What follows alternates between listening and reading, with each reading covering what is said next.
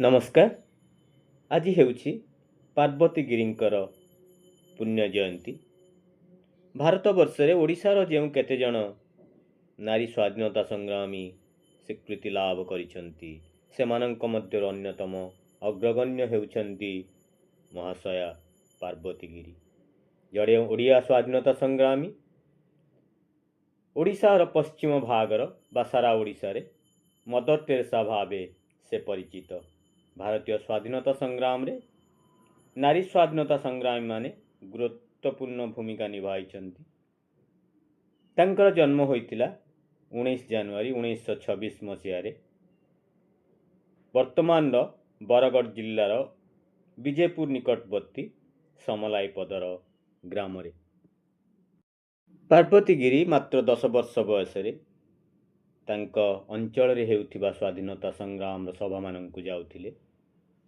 ଏହା ପରେ ପରେ ନିଜକୁ ସ୍ୱାଧୀନତା ସଂଗ୍ରାମରେ ସାମିଲ କରିଥିଲେ।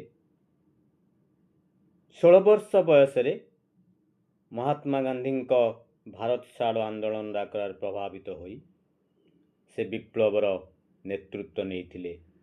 ତାଙ୍କ ଜୀବନ କାଳରେ ସେ 2 ବର୍ଷ ମଧ୍ୟ କାରାଦଣ୍ଡ ଭୋଗ କରିଥିଲେ। ଦେଶପ୍ରେମୀ ସ୍ୱାଧୀନତା ସଂଗ୍ରାମୀ ପାର୍ବତୀଗିରି ଦେଶ ସ୍ୱାଧୀନ ହେଲା ପରେ ମଧ୍ୟ ନିଜକୁ ସମାଜ ସେବାରେ ପୂର୍ଣ୍ଣ ଭାବେ ନିୟୋଜିତ କରିଥିଲେ। ଅନେକ ଅନାଥାଶ୍ରମ ପ୍ରତିଷ୍ଠା କରି ଦୁଃଖୀ ରଙ୍କିଙ୍କ ସେବାରେ ନିଜକୁ ନିୟୋଜିତ କରିଥିଲେ।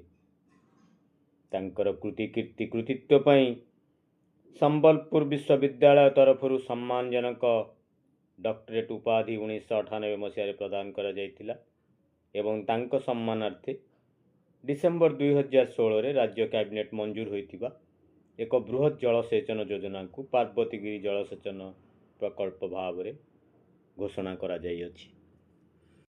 ଭାରତର ପ୍ରଧାନମନ୍ତ୍ରୀ ମାନ୍ୟବର ନରେନ୍ଦ୍ର ମୋଦି ମଧ୍ୟ ତାଙ୍କର ମନ୍ କି ବାତ୍ କାର୍ଯ୍ୟକ୍ରମରେ ଏହି ମହାନ ସ୍ୱାଧୀନତା ସଂଗ୍ରାମୀଙ୍କୁ ମନେ ପକାଇଛନ୍ତି। ତାଙ୍କ କାର୍ଯ୍ୟକୁ, ତାଙ୍କ ଦେଶଭକ୍ତିକୁ ପ୍ରଶଂସା କରିବା ସହିତ ତାଙ୍କୁ ଶ୍ରଦ୍ଧାଞ୍ଜଳି ଜ୍ଞାପନ କରିଛନ୍ତି।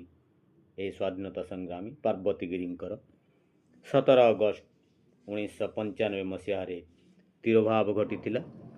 ଆଜି ହେଉଛି ତାଙ୍କର ଜୟନ୍ତୀ। ତାଙ୍କ ଜୟନ୍ତୀରେ ଏ ଉତ୍କଳି ଭକ୍ତିପୂତ ଶ୍ରଦ୍ଧା ନିବେଦନ କରୁଛି, ପ୍ରଣିପାତ କରୁଛି, ତାଙ୍କ କୃତିତ୍ୱକୁ ମନେ ପକାଉଛି। ଉପସ୍ଥାପନଟି ଭଲ ଲାଗିଥିଲେ ଚ୍ୟାନେଲକୁ ସବସ୍କ୍ରାଇବ୍ କରିବା ପାଇଁ ଭୁଲିବେ ନାହିଁ। ଧନ୍ୟବାଦ। ବନ୍ଦେ ଉତ୍କଳ ଜନନୀ।